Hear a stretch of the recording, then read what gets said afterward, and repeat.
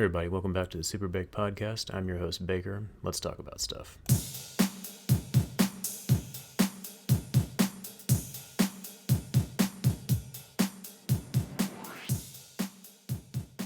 Hey everybody, welcome back to the show. So today I'm going to be talking about the movie CODA. This was a movie that is currently showing on Apple TV. CODA is an acronym. It stands for Child of Deaf Adults. Release date was this released at Sundance on January 28th, 2021, and in the U.S. on August 13th, 2021. Directed by Sean Hayter, as well as written by, screenplay was by Sean Hayter, produced by Fabrice Gianfermi. Hopefully I'm not mispronouncing a lot of these names. Production companies include Vendome Pictures and Path Films, again distributed by Apple TV.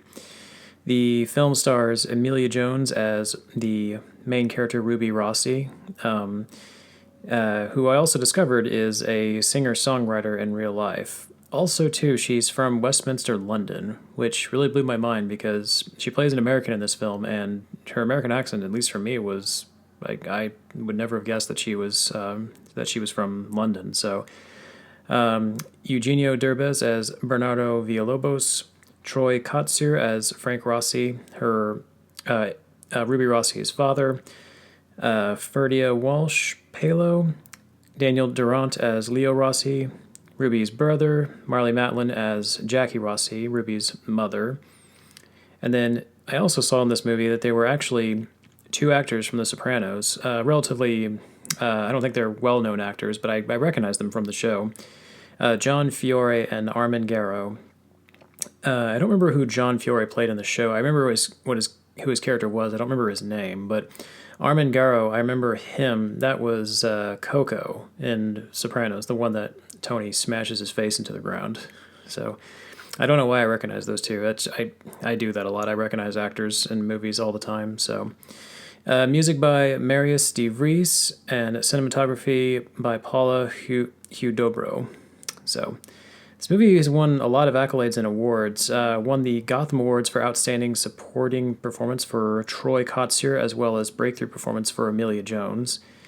Won the Seattle Film Critics Society Award for Best Youth Performance for Amelia Jones. Won the Screen Actors Guild Award for Outstanding Performance by a Male Actor in a Supporting Role for Troy Kotsur.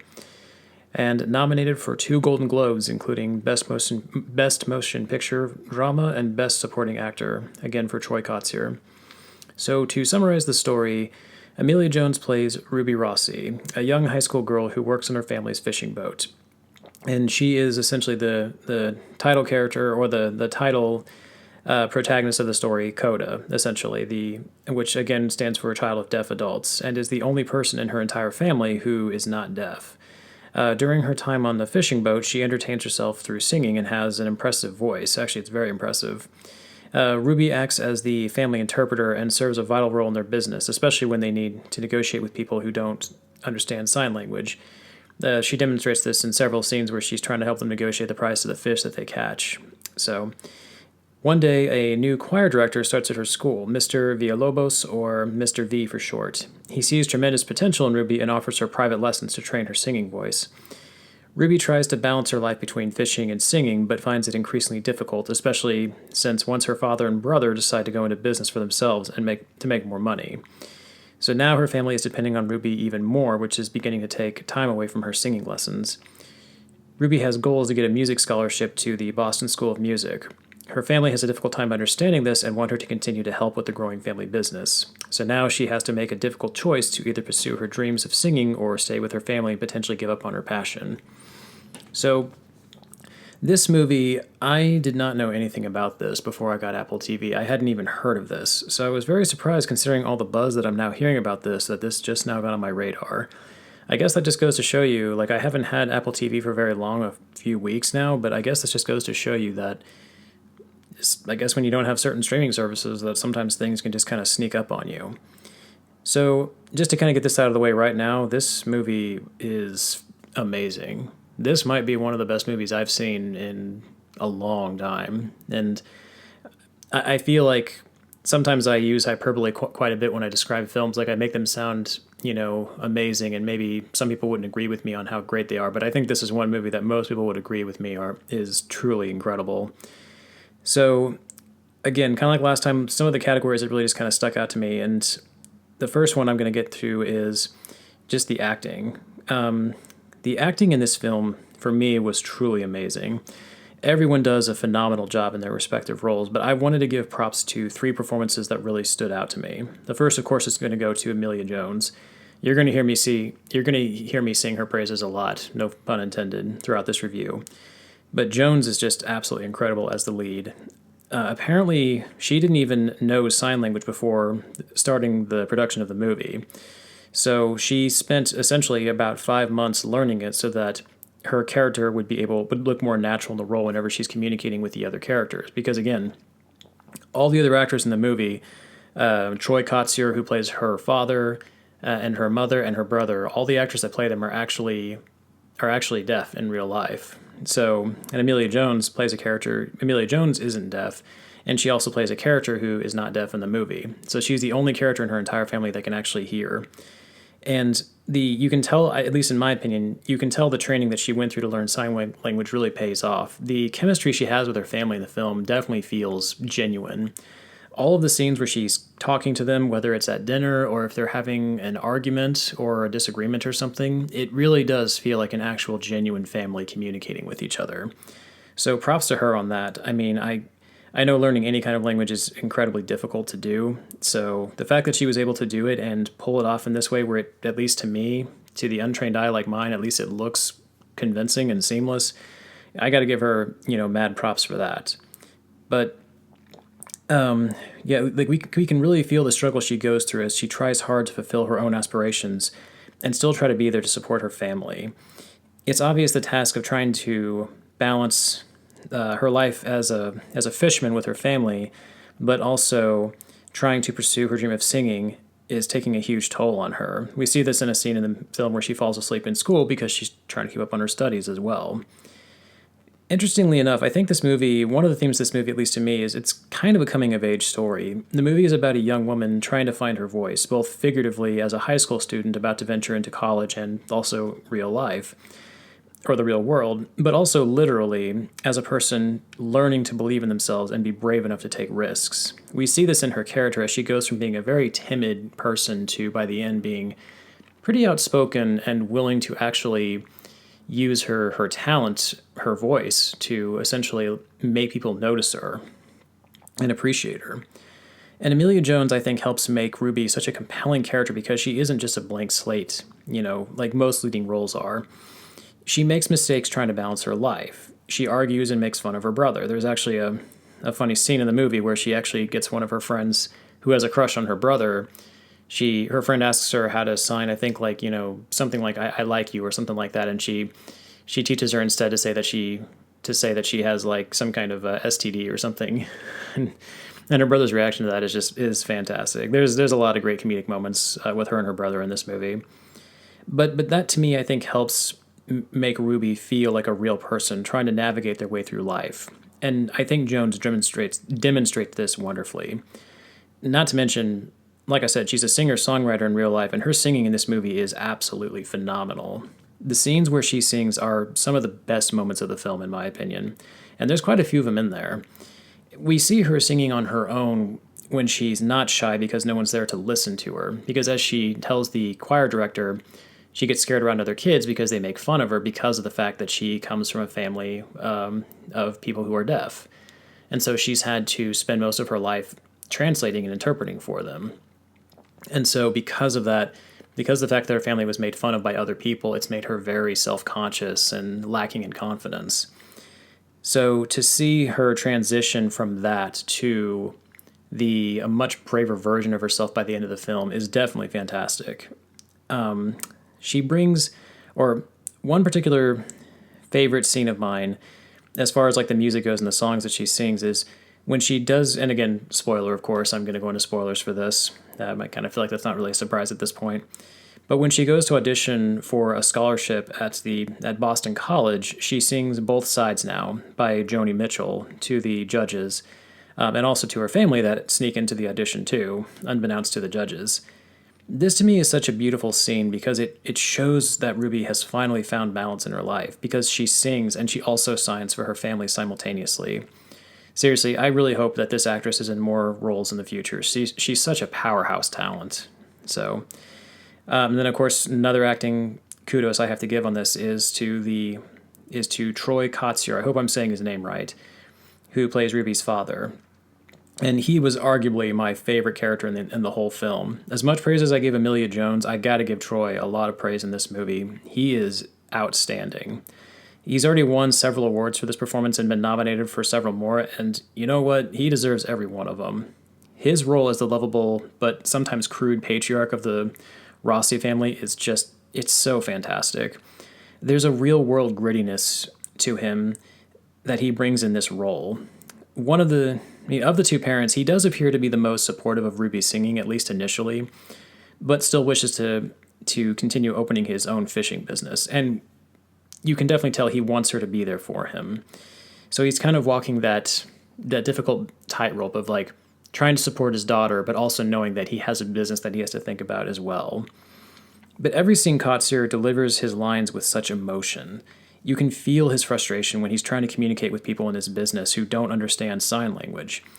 You can see that he depends on Ruby, but you can tell that he's frustrated by the fact that he has to depend on her. It's like you can see the battle in him, like he wants to see his daughter grow and become something that she's meant to be, something greater than just, working on a fishing boat her entire life. But at the same time, you can see the frustration that he has of knowing that in a sense he kind of needs her too, or at the very least at least initially in the film, he feels like he needs somebody there to interpret for him. One scene that really got me was there's a scene in the movie where Ruby is in the school choir and they have a concert, and he talks to her, just the two of them, and he asks her to sing for him, like just for him. They're sitting on the back of his truck and she's singing for him in this scene. And even though he can't hear her, Ruby's father places his hand on her vocal cords of her throat so that he can actually feel the vibrations of her voice, because it's established earlier in the movie that he and the rest of the family, even though they can't actually hear the singing or the music, they can feel the vibrations. And so he feels the vibrations in her voice through her vocal cords. This scene is just, it's such a beautiful scene to me. It shows that even though he can't actually hear her voice, he can still feel it. And seeing her face as she sings, he can also, on some level, understand the emotions behind it. He demonstrates all this with only his facial expressions, and it's just amazing. That scene alone, I think, earns him all the nominations and praise that he's won in this movie. So, and also too, there's a part in the end of the movie where when Ruby actually does decide to go to college, he actually tells her, and it's his first and only line I think that he actually speaks in the entire movie, but he tells her go. He tells Ruby go at the end of the film. It's the only word that he says as she leaves. And yeah, I have to admit, it's a tearjerker scene. The way he says it and just the emotion with which he says it, it's so beautiful. He also brings a lot of levity to the film. There's another scene where Kotsur picks up Ruby from school, and he has rap music just blasting at high volume in his truck, because he tells her that he can feel the vibrations, and he likes the way the vibrations feel from the song. And this leads Ruby to feeling kind of embarrassed because all of her classmates are standing out there and they can hear this music that is just blasting at full volume in this giant pickup truck, and it's a funny scene. It's, again, kind of a relatable scene that I'm sure a lot of teenagers can kind of relate to, where your parent kind of embarrasses you on some level. So another performance in this movie that I really have to give props to as well is Eugenio Derbez. Again, hopefully I'm not mispronouncing his name. He plays the choir director Bernardo Villalobos. His scenes with Ruby are also an emotional core of the story. Mr. V, that's his name for short, is the person who sees the potential in Ruby and pushes her to sing at her best. I love the scenes when he tries to get her to make an ugly sound, saying that that's where her true voice is because it's honest. When they first introduce his character, I gotta admit, he almost does seem like he's going to be kind of a stuck-up douchebag. And in a sense, he kind of is, but you can't help but like him, though. He manages to win you over pretty quickly, thanks in no small part to Derbez's amazing performance. Like, he's a guy who shows a lot of heart for his craft, and he doesn't like to waste his time, as he makes abundantly clear to Ruby when he agrees to offer her private lessons. One part of the movie with him that I particularly like is when he scolds her for continuing to be late to his lessons. He reminds her that he has a life that doesn't involve her, and her tardiness shows disrespect towards him. What I like about this line and this scene is that it does a great job of making this character feel like they have history beyond just this particular story. You get the sense that this is somebody who has existed outside of the story of CODA. He has existed before Ruby decided to try to take up singing, and you actually see several scenes where he's practicing with her, and his wife and kid are in the background there too, because it's at his home that they're having the singing lessons at. And I like those scenes too. These are great scenes that kind of really show that this is a man who is taking personal time to try to teach this person that he sees a lot of potential in. So you see the determination and the confidence that he has in Ruby, and just the belief that he has in her abilities. So you definitely appreciate his character more for that. His character is so serious, though, that it's almost kind of funny in certain scenes without being too over the top. A highlight scene for me that with him that's really funny is when Mr. V he's meditating in his classroom before the next class starts. And so in that scene, Ruby comes walking in. She enters the room and she opens the door and kind of not slams it shut, but closes it kind of abruptly. And you can see when you watch his face, because his eyes are closed, you can see his face twitch when the door opens and then again when it slams shut. Almost as if like the sound of it is actually like causing him physical discomfort. So I really liked that part of the movie. So yeah, those were just, and again, I'm not trying to say that anybody else in the movie didn't act well. All the performances in this movie are fantastic. Marlee Matlin is fantastic in her role too. Like they're really, there's no bland performances in this movie whatsoever. The writing and story. So the story feels pretty realistic to me and has a lot of charm to it. I found myself immediately liking all of the main cast, and even several of the side characters too, including Ruby's friend, who has a crush on her brother. The comedic moment I mentioned between those two earlier, that part's great, and there's a part between those two later on in the movie that's also pretty funny too, so I'll kind of let you discover that for yourself, but it's not a big moment, but it's a moment that I thought was pretty funny. But yeah, and also just seeing Ruby transform from a timid person into a risk-taking singer, in my opinion, feels like a down-to-earth underdog story. The movie flows pretty naturally, and the family moments run the gamut from being hilarious to almost heartbreaking at times. One thing that I love about this film is that it shows a genuine desire to change, not just from Ruby, but also from her family. Although her family is initially reluctant to support her musical dreams, they do decide by the end of the story to be there for her and to cheer her on. Excuse me. Even though they know Ruby leaving will likely mean they'll need to hire another interpreter, which for them would be expensive, they do decide to do it for their daughter because they know that this is what she really wants, and ultimately they want to support her in all the ways that she supported them. To me that's a very powerful theme of this movie. Is like, it's, to me, one thing that it expresses is the desire to do what you feel like you're meant to do, to go for your dreams, to go for your passion, and to not be worried about how other people will perceive it or perceive you as a result of it. In some ways, there's a lot of interesting parallels between Ruby and her family that I think a lot of the characters don't initially see. Her family wants to start their own business, and they're dead set on doing it, whereas Ruby wants to become a singer, and she's dead set on doing it. And it's kind of ironic how they don't really see a lot of that determination in each other. There's a scene where Ruby's mom makes her stay for a newscast that they want to do because the reporter wants to interview her family and they need Ruby there to interpret for him, but Ruby wants to go to one of her singing lessons for Mr. V. And her mom have this, pretty tense argument where they're trying to essentially decide which is more important, or Ruby is, rather. And I just thought the scene was interesting because it's like you have her mother who doesn't seem to really understand that this is Ruby pursuing her dreams, just like how her mother and father are pursuing their own dream of the fishing business. So I thought that was an interesting parallel between the two characters. But the way it's resolved later in the movie, I think, is done very well too. To me at least, I think it fit very well in the theme of the movie. The movie also manages to be pretty damn funny in several scenes. One scene that Ruby has where she goes with her parents to their doctor as she's translating between her parents and their doctor because they have both of her parents have a medical condition that they've been experiencing. And essentially Ruby tries to use this moment as an excuse to tell her parents that they can't have sex anymore. And it's such a silly, lighthearted moment. And it also feels like something that a real teenager probably would do to their parents in a similar situation. That scene really stuck out to me. I really liked that scene a lot. The film will have a moment like this, like a funny scene, but then in the very next scene, it'll have a very powerful moment or line delivered. There's one line in the movie that Ruby delivered that stuck out to me, and I'm paraphrasing here, but she basically says this is a scene after her family is made fun of at school. She tells one of the characters, Miles, I think, this character that she has a crush on, she says, "My family may not hear when people are making fun of them, but I can."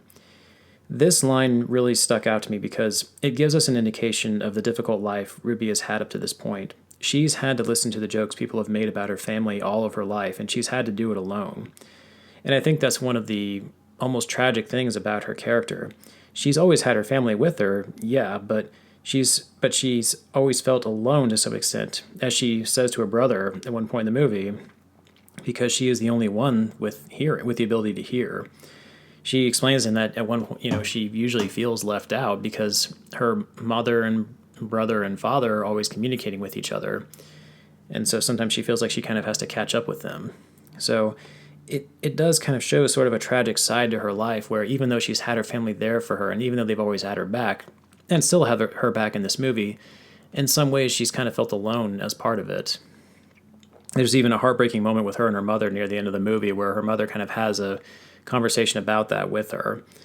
And so the way the dialogue is written and the way the actors deliver it, I think is just fantastic.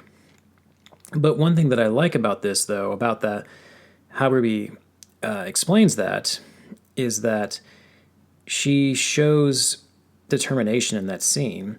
It's a sad moment, it's a sad realization for us to realize this about Ruby's character, but it shows the determination of her character to be there for her family and to continue loving them despite the clear burden that it's placed on her. Ruby, like her family, is a genuinely good person, and is the type of person that you want to see triumph. In my opinion, the writing and dialogue portray this masterfully. And I think that's the other thing about this movie that really makes it stand out to me is that all the characters, at least for Ruby's family, they're all genuinely good characters. These are hardworking people that you are rooting for, and you want to see them succeed. Which, and again, I mean, this is an uplifting movie too, so I think it makes the ending all the more uplifting and heartwarming, in my opinion. I'm not going to give away too much of the ending, even though I kind of did earlier, but I mean, it's not necessarily going to be a big surprise, but I think the ending is something that I think a lot of people will enjoy. I know I personally did. So overall, my overall thoughts, I fucking love this movie. Like, I hadn't heard anything about this film before I got Apple TV. I gave it a view because I saw it had several nominations, but I really didn't know what to expect from it. I'm so glad that I gave this a shot. Everything about this movie is great. The acting, the writing, the music. It's a little over 2 hours long, I think, roughly, but it never feels like it. It doesn't feel slow. At no point was I ever checking the time or losing interest in the plot. The story flows so well because every scene is acted wonderfully and by a spectacular cast. Honestly, I can't recommend this movie enough. If you haven't seen it yet, you seriously owe it to yourself to give it a shot.